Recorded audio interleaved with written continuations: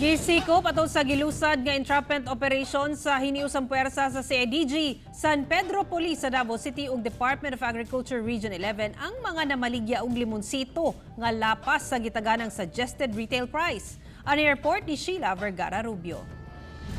Usang limonsito sa sagad ginapalit sa tao karon aron pangontra sa COVID-19, ilabi na nga source kini sa vitamin C.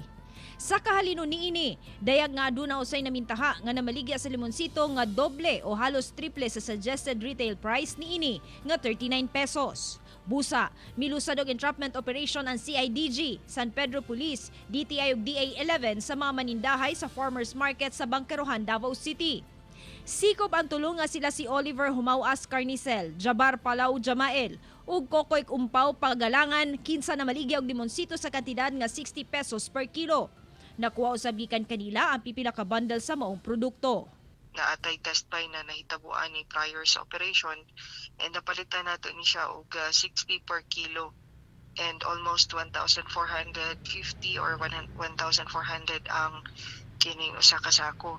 Gawas sa limonsito natala usab sa Day 11 nga hilabihan kamahal ang baligya sa mga gulay o prutas. Sumala pa nga sa gitaganang SRP, aduna na saktong ginansya ang mga farmer apan makasubo nga ginapasulabihan sa mga retailer o trader ang tubo kung diin mas makaginansya sila kaysa sa nagtikad sa maong mga produkto.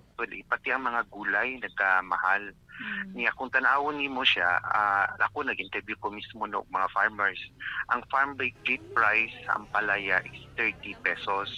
Kunya ang atong SRP ani is around 68 pesos. Subling na pahimang no ang otoridad nga hugot nga mutuman sa SRP o price freeze ilabi na nga adunay pandemic nga nasinati karon. Samtang ang mga dinakpan nakasuhan na og kasong paglapas sa RA 7581 Comprised Act of 1992 ug RA 11332. Kauban si Bebot Kahes sa kamera, ako si Sheila Vergara Rubio para sa One Mindanao.